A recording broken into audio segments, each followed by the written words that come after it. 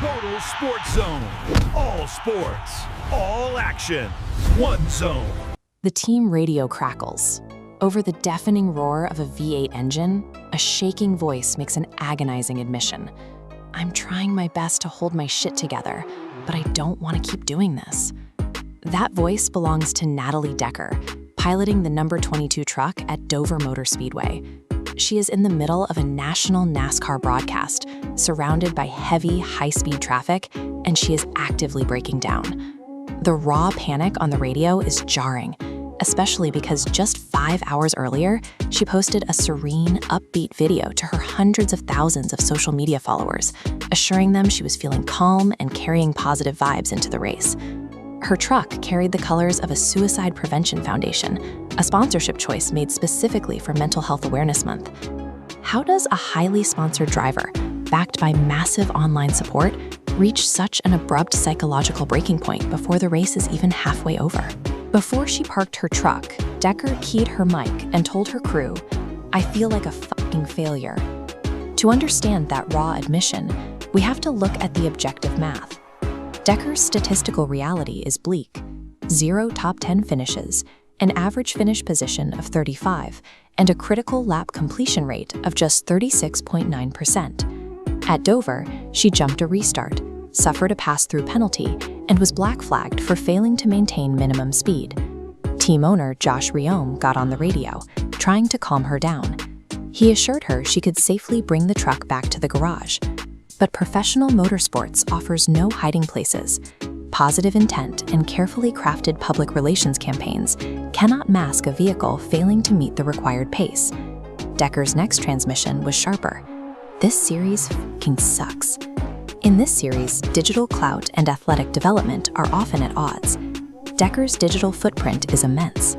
She boasts 200,000 Instagram followers, 300,000 on Facebook, and a lucrative, subscription-based Patreon community.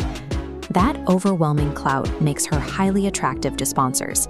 In an incredibly expensive sport, her internet fame effectively funds her entry directly into top-tier NASCAR series.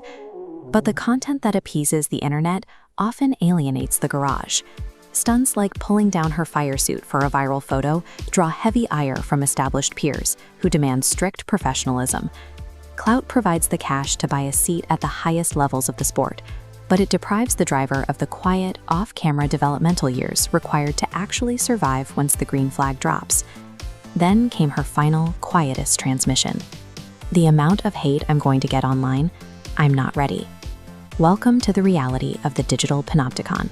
It's a modern cultural space where athletes are under constant, inescapable observation, and every misstep is immediately hyper-magnified by the masses. Decades ago, a bad race ended privately in the team hauler. Today, the failure is broadcast live, and the resulting criticism is immediate and permanent.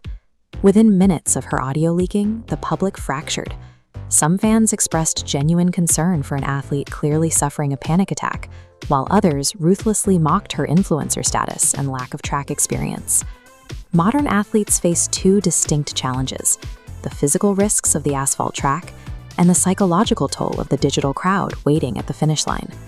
Decker ended her night at Dover with an official 34th place did not finish, and she told her team she was not coming back to the truck series. Her breakdown is a vivid case study of the modern sports era, a clear look at what happens when online fame collides with raw athletic reality. The paradox is brutal. Social media is the tool that funds her career, yet acts as the primary source of extreme psychological distress.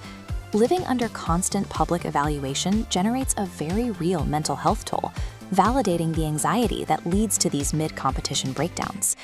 Racing purists demand she step down to a lower developmental tier to hone her craft, but her influencer business model inherently requires the high visibility of a national spotlight to keep the sponsorships flowing.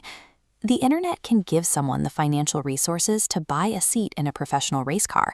No amount of digital popularity, however, can physically protect a driver from the brutal, objective demands of keeping a vehicle at racing speeds.